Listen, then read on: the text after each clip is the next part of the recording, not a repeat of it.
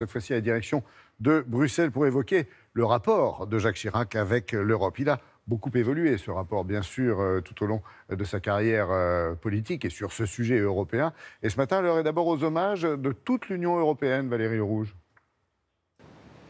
Bonjour Laurent, bonjour à tous. Effectivement, dès l'annonce de la mort de Jacques Chirac hier, la quasi-totalité des 28 chefs d'État et de gouvernement de l'Union ont rendu hommage à l'ancien président français.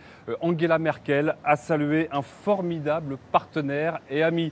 Charles Michel, le Premier ministre belge et futur président du Conseil européen, assure que la France et l'Europe perdent une figure majeure qui aura marqué l'histoire politique de ces dernières décennies. Alors évidemment, pendant 12 ans de mandat de président de la République, Jacques Chirac a beaucoup arpenté les couloirs du Conseil européen. Il a marqué l'histoire européenne, même si, il faut bien le reconnaître, l'Europe n'est pas du tout dans l'ADN de Jacques Chirac. Il est devenu européen de raison, comme on dit ici, pas par passion. Reportage avec Sylvain Winance et Lucas Campissi.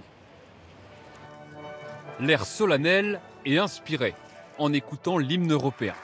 Jacques Chirac inaugure le Parlement de Strasbourg en 1999. Pourtant, l'ancien président français n'a pas toujours eu l'Europe dans son cœur.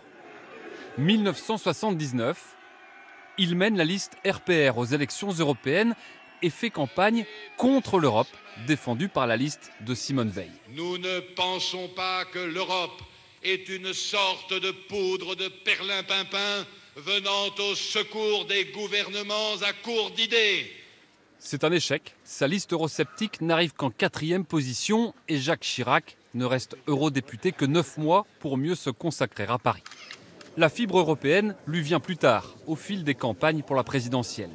Une fois élu, il se range clairement parmi les partisans de la construction européenne. Il parlait de la France et agissait pour la France avec énormément d'élégance. Et de l'Europe qu'il ne portait pas dans le ventre, mais que sur le tard il portait dans le cœur.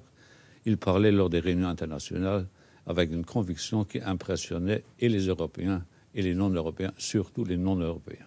Jacques Chirac met alors un point d'honneur à renforcer le moteur franco-allemand pour entraîner le reste de l'Europe, notamment avec le chancelier Gerhard Schröder. Il défend également l'élargissement de l'Union aux pays de l'Est. Sous son impulsion et avec les autres chefs d'État, il y a eu cette formidable aventure et réalisation de la réunification de l'Europe en 2004. 2004, c'est l'année où l'autre moitié de l'Europe se réunifie avec l'Ouest pour former ce continent organisé dans cette union. Mais le bilan européen de Jacques Chirac s'assombrit en 2005. Il décide de soumettre le traité constitutionnel de l'Union à un référendum. La campagne est rude et le non l'emporte nettement avec près de 55% des voix.